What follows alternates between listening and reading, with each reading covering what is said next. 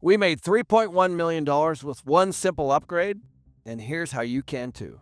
Most people are thinking about value add all wrong. Most investors jump to granite countertops, fancy flooring, great paint, and some lighting to try to drive NOI value. But none of that really moves the needle when it comes to cash flow or driving equity.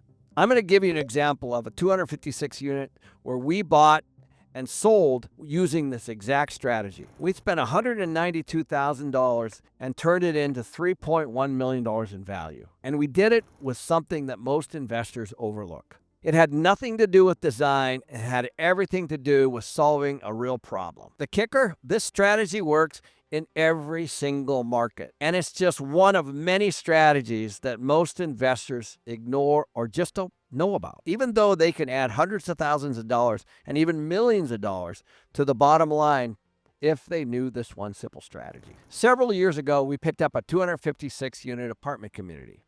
Solid deal, great location, cash flow from day one. But there was one single pain point: laundry. The place had an old school shared laundry room, but it also had hookups in each unit, which is the key to the strategy. So tenants were paying about $3 to $4 per load, carting their laundry up and down the stairs in many cases, and sitting there waiting for their laundry to be washed and then to be dried and then carrying it back. A pain in the butt for sure for the tenants that lived there. Our tenants were dragging their laundry baskets across parking lots, upstairs. You get the point. One tenant even said to me, "I hate folding my underwear in front of everyone else." That's when the light bulb went off. So as an investment strategy, Ross and I both started looking for properties that had washer and dryer hookups already installed in apartment communities that also had old school laundry rooms. And the strategy, of course, was simply to buy brand new washer and dryer sets, put them in all the units for free during the term of the lease, and then get a $50 rent bump at the expiration of the lease or at the lease renewal. That's the strategy. And we did this strategy on thousands of units. And the tenants' response was immediate. All of the tenants were extremely happy because they got to use these brand new washers and dryers for free until the end of their lease. And at the end of their lease, all they had to do was simply decide, do they want to pay an extra $50 per month, or do they want to spend the same amount going down to the old school laundry room and doing it at $3 or $4 per load per month? Our tenants were thrilled, and it definitely made their life easier. For many, it gave them back their weekends and their evenings because they didn't have to be in another location while their clothes were being laundered. We didn't renovate the kitchens.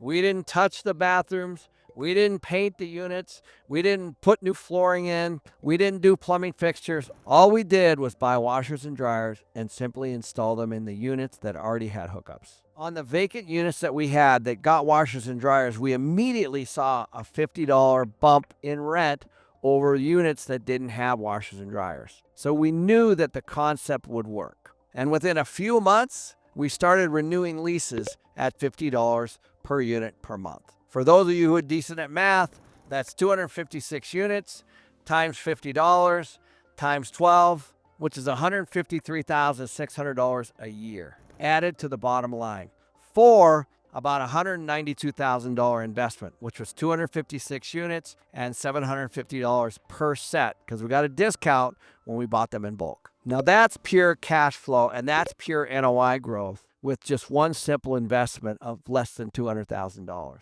The great part is after you break this down on a monthly basis, and all 256 units are now paying $50 a month, that equates to about $12,800 a month. What this means is that's a 15-month payback. For in other words, I spent $192,000 to buy 256 units of washers and dryers, and the tenants paid me back over 15 months. And at that point, it's pure cash flow. In other words, what an upfront capital expense was paid back by the tenants anyway. Not to mention the value add itself, which was $153,600.